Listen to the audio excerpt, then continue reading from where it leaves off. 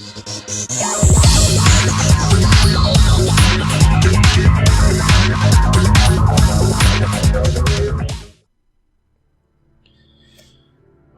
and welcome back to more Devil May Cry 2 Lucia disc. Let's power up. What can we power up? We can almost actually power up our throwing daggers, or get our sword to the next level.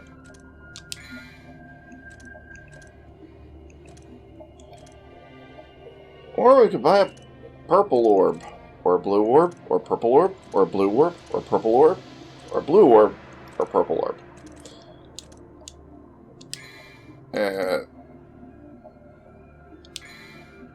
Let's just get this started. We're at the factory level. Oh, what is that slate bobbing up and down? That's always been like, what the fuck? To me. So, throughout my time playing this, I've been sort of critiquing the game and talking about how I would make changes.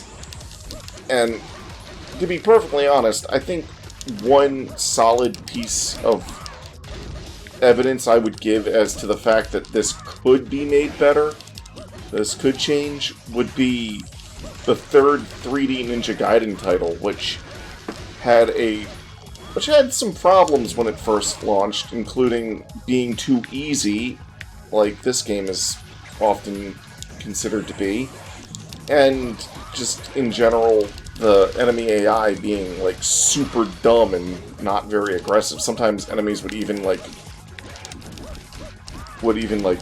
for forgiveness not for forgiveness. They would just like be like, "Oh, please!" They would like beg for mercy or whatever when you were there, and they wouldn't fight you. And then they came out with the Razor's Edge version, which addressed a lot of these issues and more.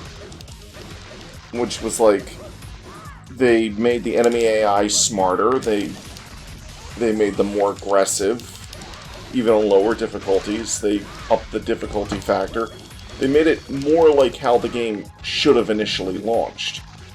And since this game shares some of those same problems, I feel like a remake or a remaster of this game could actually address a lot of these issues.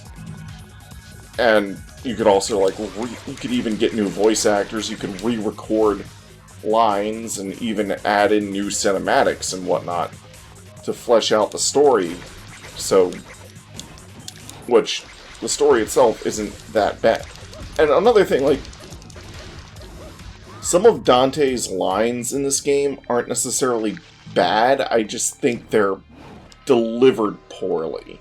And that's not because of the actor, that's not even because of the actor who plays them, it's more, I think, on the directing. The actor doesn't necessarily do a bad job, I just don't think he knows the character that Dante is supposed to be, and I'm not sure if the writers of this game initially knew the character that Dante was supposed to be, but that line in the earlier cinematic where he was like, "It looks like it's your lucky day," or whatever. There's nothing wrong with that line in and of itself. The issue is the way he delivered it. It's like, "Looks like it's your lucky day." Or, I mean, imagine DMC3 Dante saying that. It's like, looks like it's your lucky day. Or, saying it with a snarkier, more sarcastic tone. Like what we're used to him sounding like. Not this, almost stoic, silent type, I don't really give a shit about anything kind of character that they almost seemed like they were trying to make him. I feel like it's part of the old adage, it's not what you say, it's how you say it type of thing. And I feel like that's the main issue with a lot of Dante's dialogue. in this game. Stupid Puya. Ow.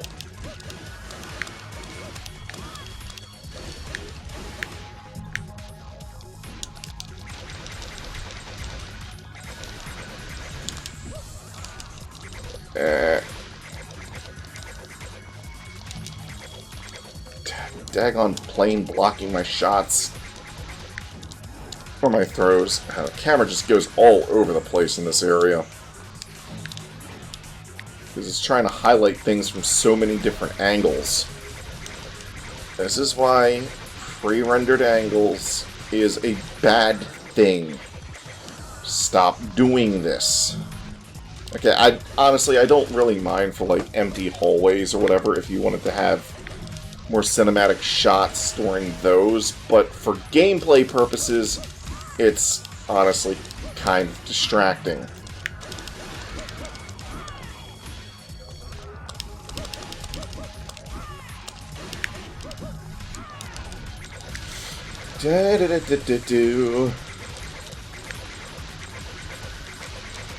I don't have anywhere near the red orbs that I really should have at this point because I've not been really trying for stylish combos. Cranky bomb. That bomb's just in a bad mood. It's a bit cranky. It hasn't had its bomb coffee yet. What the hell is bomb coffee?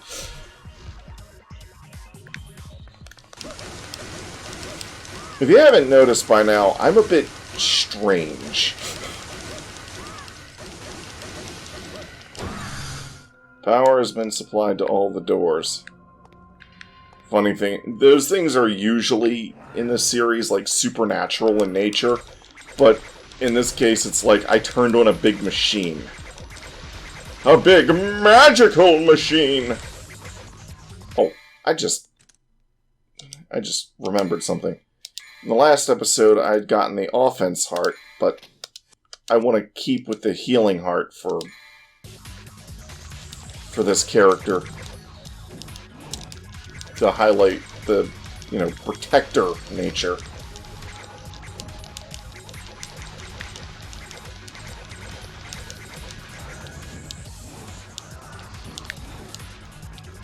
Hey, get up on the wing!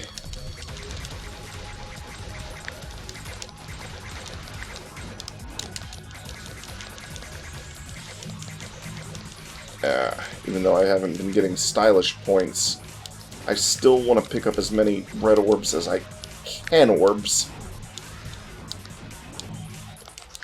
I had to use a wall jump for that. Keep forgetting that in this game, wall jumps send you higher than double jumps. There's a lot of things to find in this chapter, by the way. I hope I actually, grab everything and don't have one of my epic brain farts where I completely forget something. Or go past something.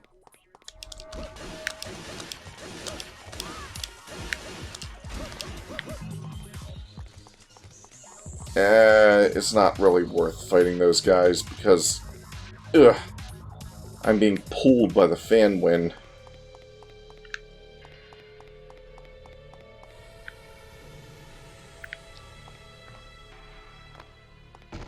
And of course, all these dudes come back. I like using this move because it's a good chase down.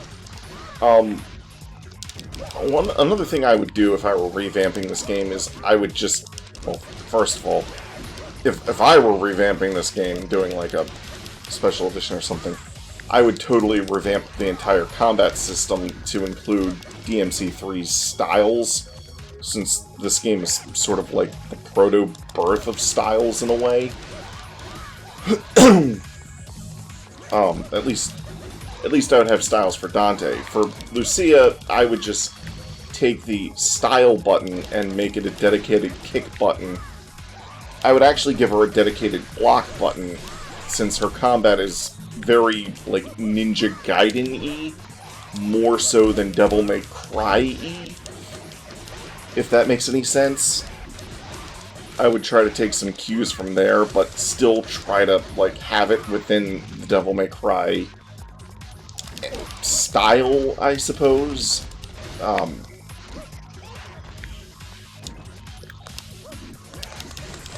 And so, like,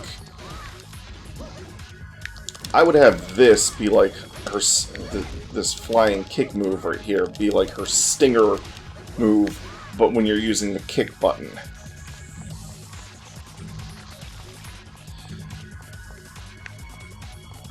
Actually, having a dedicated kick button is also kind of like Bayonetta, but in Bayonetta it's not so much a kick or a punch button or whatever. It's a weapon you have equipped in your hand and weapon you have equipped in your feet buttons. It just so happens that a lot of times when you use the weapon equipped in your feet, you kick. Evil Stone. This is another reason why I want to keep the healing heart on. When I have this evil thingy with me, it drains my health slowly. Eventually I'll be putting this into something and my health will stop draining, but, you know, I still get the benefit of healing while I'm in Devil Trigger mode. And so I want the healing heart to boost that.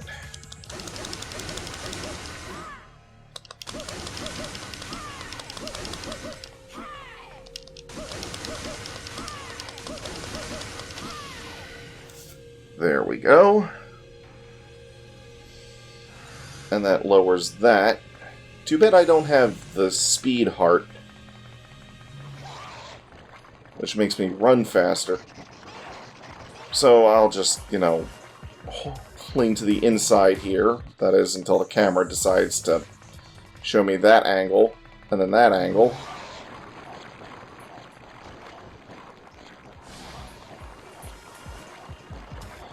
And maybe a purple orb would have been a good thing. Actually, I don't even know if this thing is timed or not, or if I just...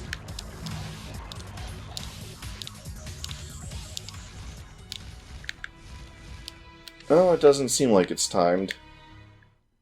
Can't tell how close I am to the damn thing. Poof!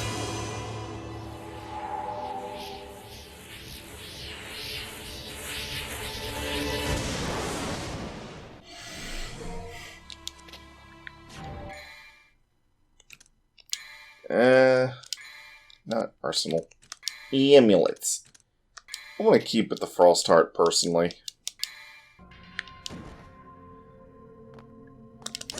I don't know, I think it just suits her a little bit more.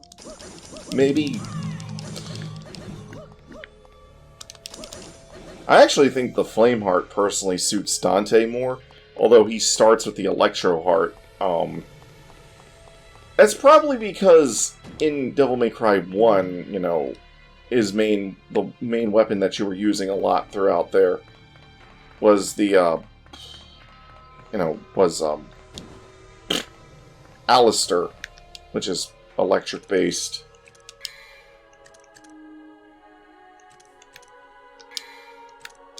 Yeah, sure, I'll buy a purple orb.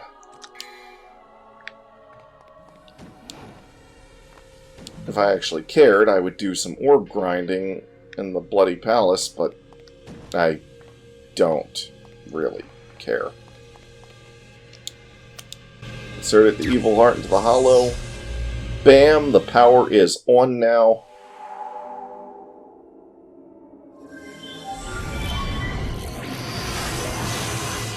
Boom. I said before that there isn't a whole lot of connective tissue to some of her levels. Like, it's not entirely well explained or established how she gets from one level or one mission to the next. I know there's a...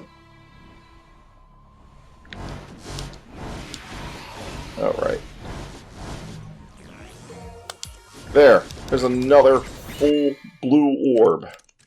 What, like, again, with as large as these environments are, they could have taken that blue orb and the other full blue orb that I found earlier. They could have divided them up, and then that would have been 8 blue orb fragments for me to find in other levels for, you know, more exploration purposes. But they didn't do that.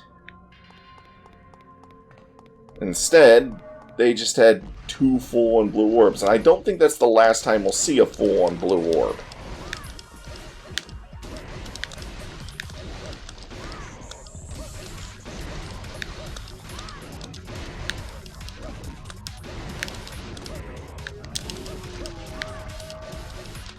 Let's see if I can actually... Ow. Daggone it. I had a decent combo going, and you fudged it up. Now, I don't care if I didn't hit the dodge button, and, you know, I should have been the one to... whatever.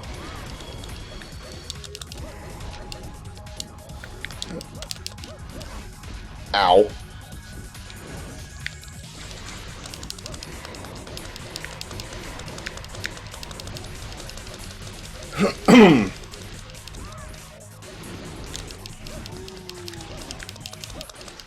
But yeah, I do think you could, like, do a type of special edition thing where you just give this game a huge overhaul on a lot of things. Because I realized something about this game, is that as bad as it is, it's bad because it's very like, I wouldn't even call this half-baked.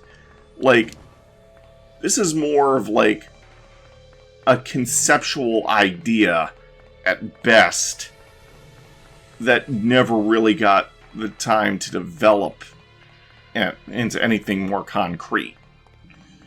Like, I've played half-baked stuff that's more complete than this. This has a lot of good ideas. This has some good things in it, but they're very, like... they're very hidden. Or not even really hidden, they're just not developed. Like, at all. This game needed more time. I don't even know if it needed more time. Because the development history of this game is like...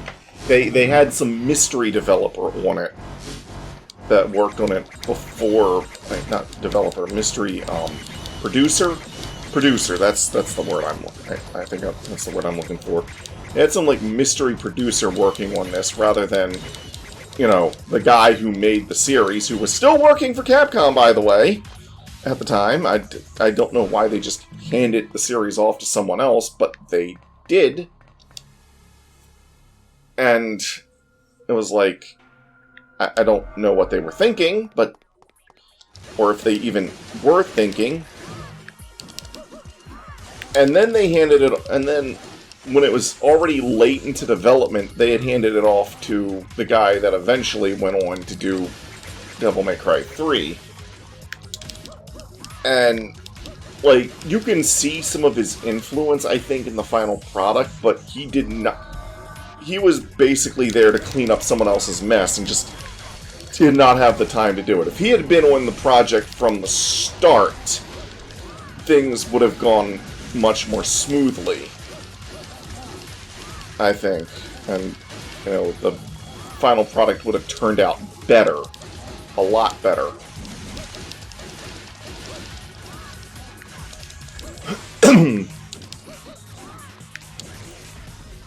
Ow. Will you stop Rygaring me?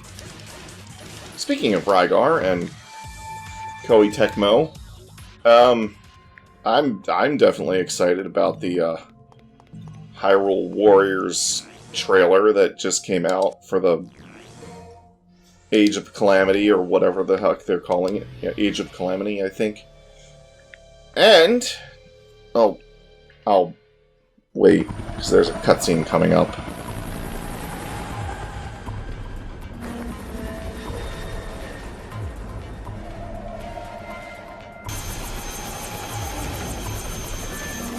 Horrible.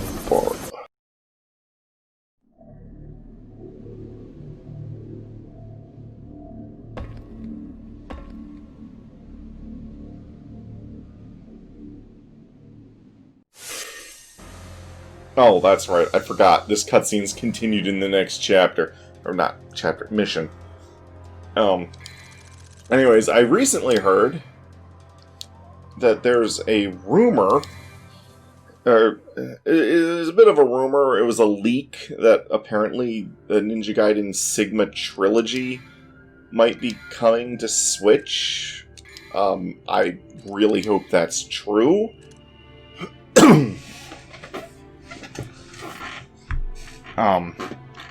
By the time you guys see this, we'll probably have more confirmation on it. I'm recording this, like, in the second week of September. Mark hasn't even finished his recording of Ninja Gaiden... I mean, not Ninja Gaiden. Devil May Cry 1. Why did I say Ninja Gaiden? Because... bleh, I'm getting my wires crossed. Blah, blah, blah, blah.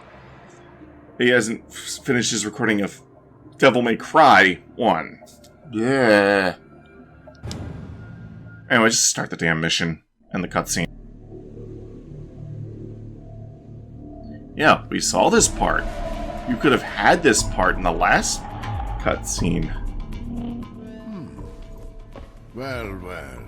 It appears that the defect is back. Defect? You are my creation. Liar! Mathieu is my mother. She merely found you when you were about to be disposed of, and then raised you as a soldier. Is that what you consider to be a mother? No! I don't believe you. Look. You have the mark on your shoulder. Proof that you're a mannequin. Kai. That is your real name. Now, give me the Arcanas. With them, my power will be complete, and I will become like the immortal Argosax. I will achieve absolute wisdom and transcend all. The world is already warped. Everything that belongs to the devils will eventually revert to its original form. Even you will betray your upbringing and turn on the humans. Accept it.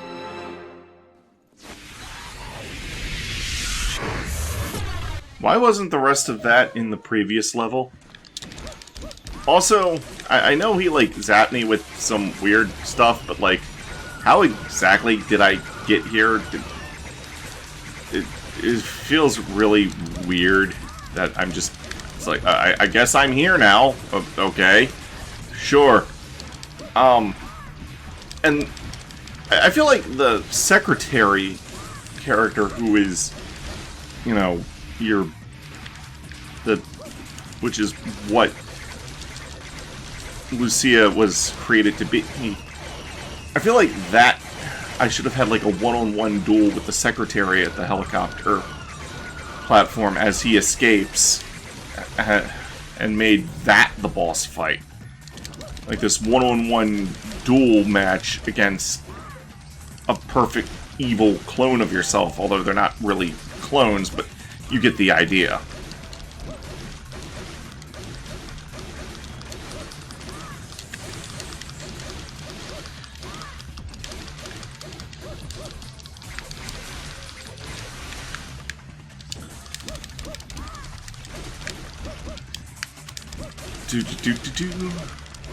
Instead, it's just like you randomly get teleported to this weird area, and it's like,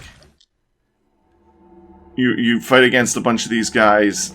Then a giant moth shows up for, like, no reason, and it's like, oh, hi, Mini Mothra.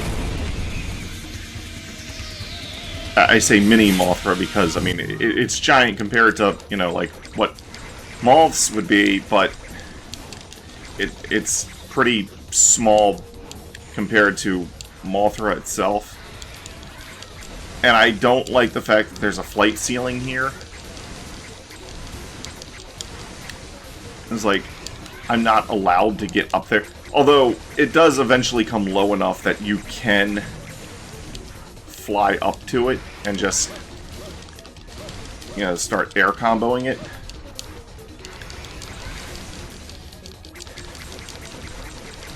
Again, if I were, like, making this game, if I were to do this boss battle, I would probably just, like, have a thing where you're just always in double trigger mode, I guess, and you're just doing this air battle against someone who can do enough damage that they could actually be a threat to someone who's permanently in double trigger. Or maybe do it in a similar manner to, like, the Dark Dragon at the end of Ninja Gaiden Dragon Sword, where it's like, you hit it enough and it falls down, and once it falls, then you know, it's like, then you go after it. And it could do more than just rain. Like, it definitely needs more attacks.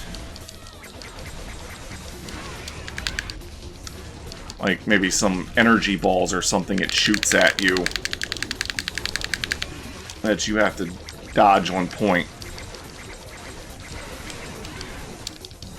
These types of bosses where you mostly just spend your time away from them and you have to shoot them, I like to call these shootout bosses. That's just like my term for them.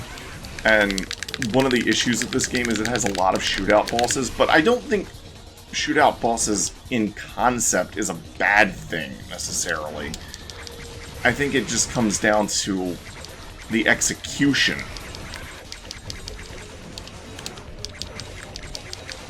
It's like, yeah, it's one thing to stand, but I have almost nothing to dodge other than its spawns.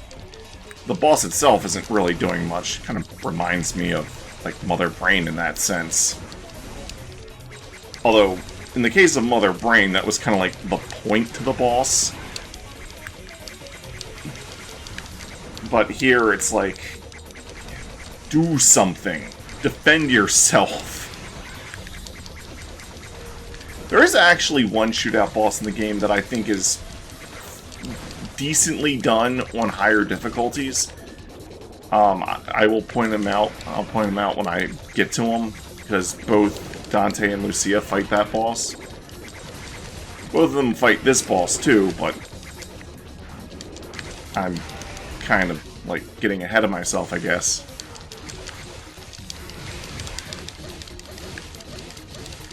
I want to save some of my DT gauge.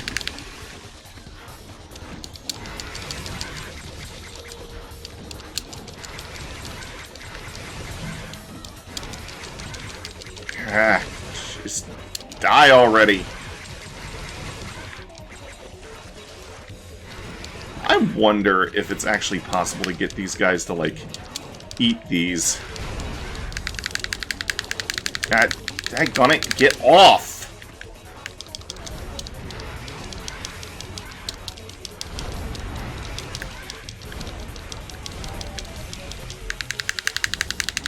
Get off of me!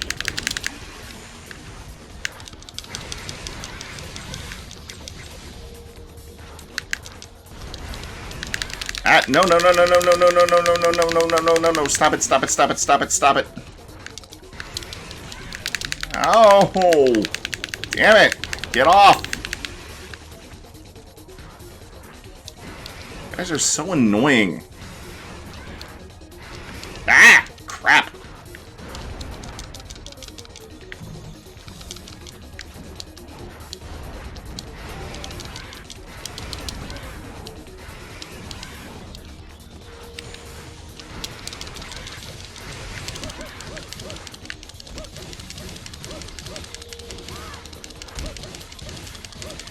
I want to save some of that.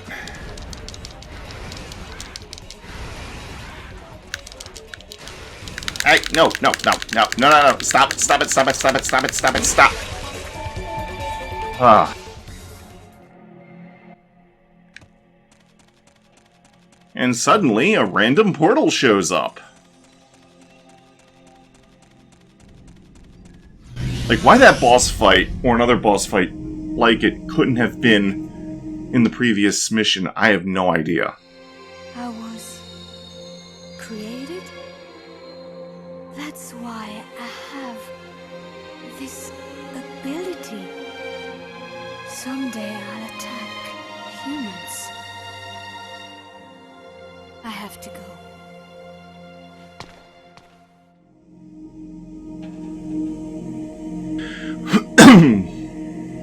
And then this, plus area after it, could have been part of Mission 6.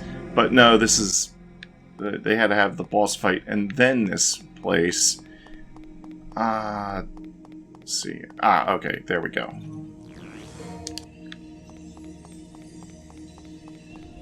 Grab that.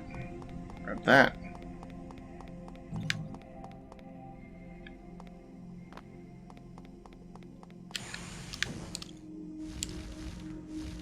And this is why I wanted to have some DT left, because you need it to get over here. I'm not sure if you actually need it, but... there we go. Secret room, level 6. Oh, whoops.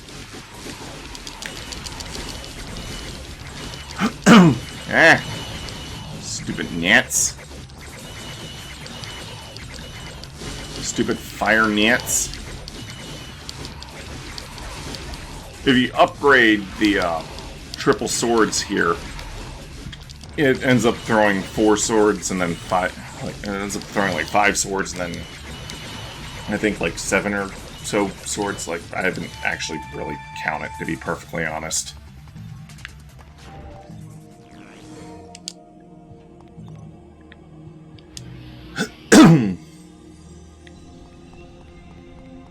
There we go with that. And we have swimming. Oh joy. Swimming uses basically the same controls as flying. You press jump to ascend, hold the jump button after you ascend it to maintain your height, press the dodge button to sink. Well, you automatically sink a little bit, but press the dodge button to sink faster. You can kind of do a little bit of a combo underwater, but not really. I think this is where, like, I would maybe add new melee weapons, like actual melee weapons, not just... Well, I mean, like, actually different weapons. So, like, with her, maybe I would give her, like, a spear or a trident or something that lets her do melee attacks underwater more effectively. But, hey, I can do that. Basically, I have a machine gun underwater now. Apparently I found Edgar's automatic crossbow, but I can only use it underwater for reasons.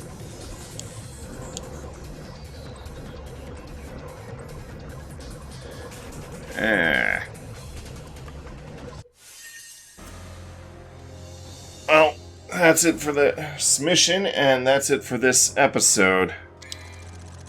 Part whatever. See you all in the next one. Toodles.